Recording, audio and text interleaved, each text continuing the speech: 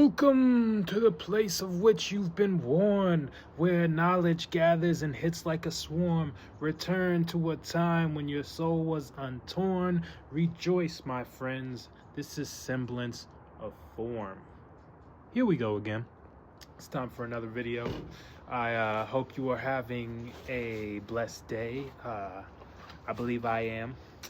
Even though this was written at a different time than it is now, I believe that this is manifestation. Yes, you can do it. Just manifest it. It's like a man, if yes, he will fest. A man, if yes, we will fest. A woman, if yes, that's the best.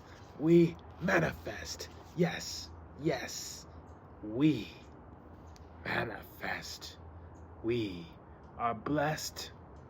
We will manifest. What is a test when you manifest? Okay. I'm really sorry for all that. But not really. Manifest. Anyway, for real though, this could be the day before I get committed.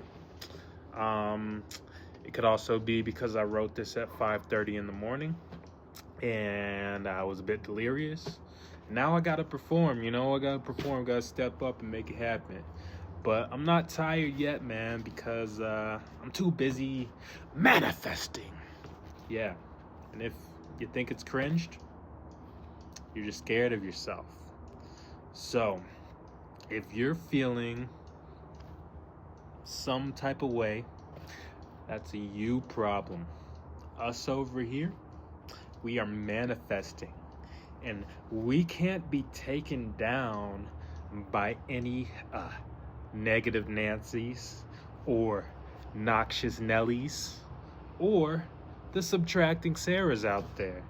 And especially none of those destructive Donnas. None of them. Yeah. And a brief pouring out of a drink for the Nonas out there. They got pushed out by the destructive Donnas, because we were gonna say Nona, but who you really know named Nona? Like, come on, man. Yeah. And you know how Donnas be. Sometimes that's just how they are. But anyway, it's Halloween, so we got the festive hat, might have to put that on and stuff. But yeah, I'm not sure if this is any type of intro or just the ravens of a bad man. I don't know. Yeah, we getting committed tomorrow. Ching, But either way, we're having fun. Anyway, I hope you're doing well out there today. Should be a good time. I'm starting to get into better spirits again after my car accident.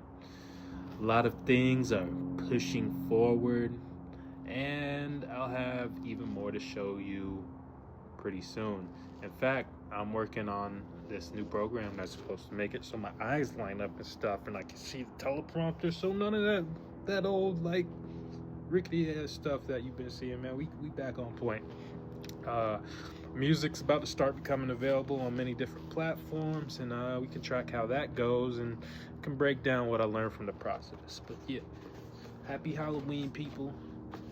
My family, we didn't get to celebrate like that, but we got the light up hat, boy. You can't even see it on the. There we go. We got a little bit. Yeah.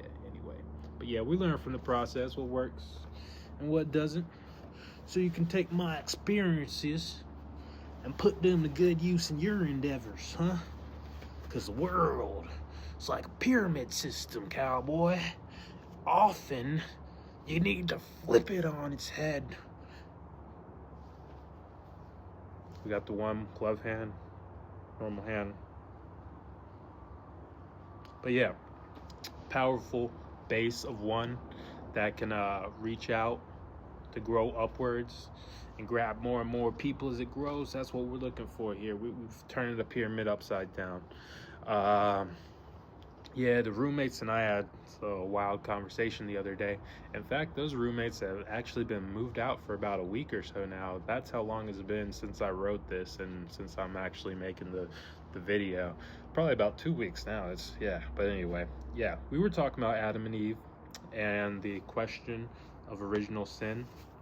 One of them believed that death is the original sin, not the pursuit of knowledge, like many think. They thought by eating the forbidden fruit, knowledge of sin was given to Adam and Eve, and they felt embarrassed. They had to put clothes on and stuff, and they were kicked out of the garden. So now they didn't get everything for free. They had to work for it, and now they had to reproduce in order to survive, instead of just given infinite life. Off the standard. I'm looking type, quite silly, but type. But yeah, we had to reproduce to survive and push forward.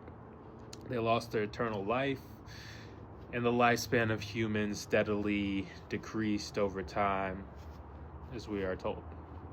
Now the lifespan is increasing again, and the technology is allowing us to grow exponentially.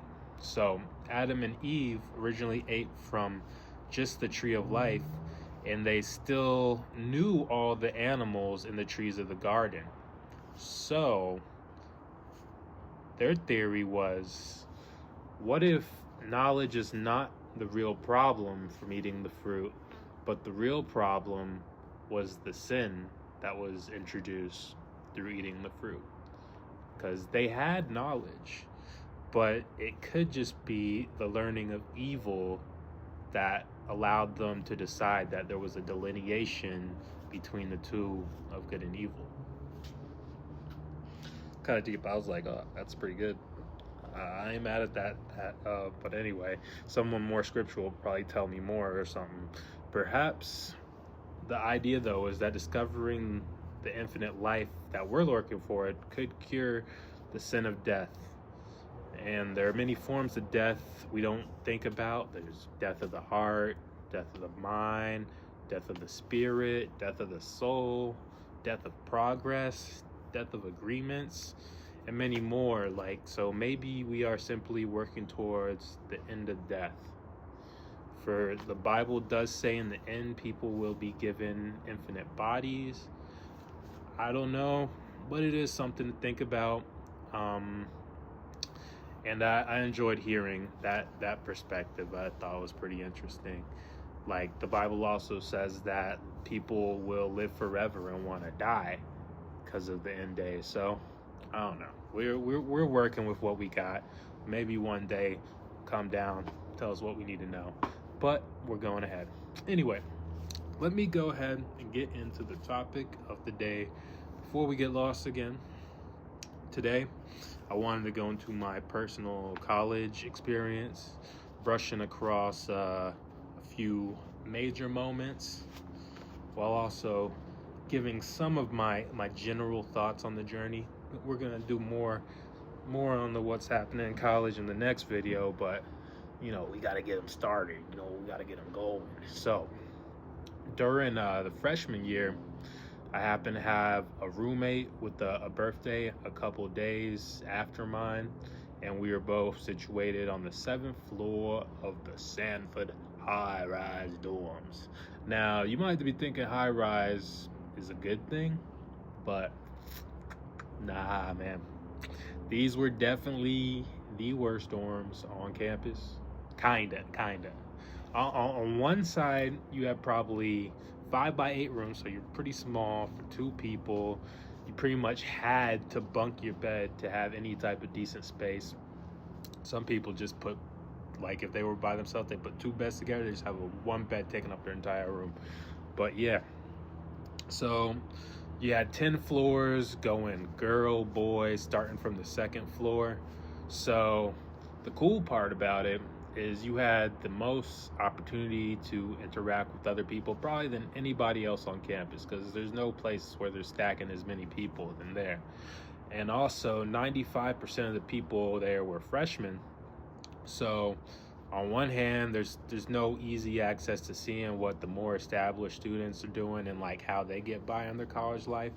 But on the other hand, like there's plenty of opportunity for social engagement at a level where everybody's just like, hey, I'm just here. Yeah, we're just here. We don't even know what we're doing, but we're here. Yeah.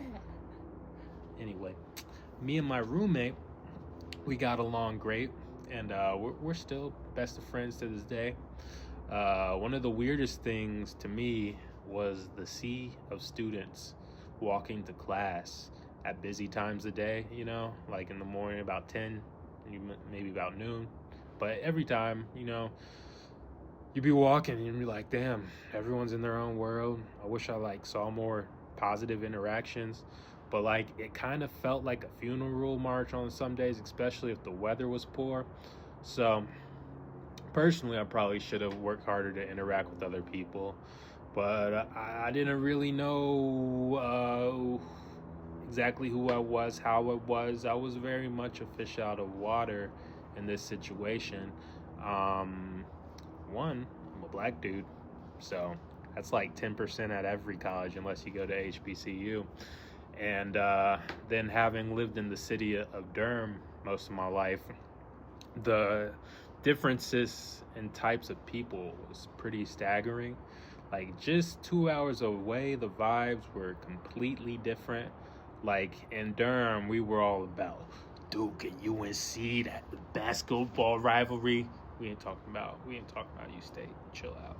Yeah, but there nobody really cared about it at all. You know, the people of Durham also had like generally a rougher nature and countenance, and they also seem just overall less naive. But another issue was there was like a clear cohesion between the kids who had gone to local high schools close by, while like everybody else kind of struggled to find a group to fit in. And like me personally, if you've been following along, been a bit of a loner in the past, so figuring out where I fit in was like a bit of an issue. But you know, I've never been scared to do my own thing and raise my own flag. So at the same time, I wasn't like too worried about it. I knew I'd be able to get by regardless.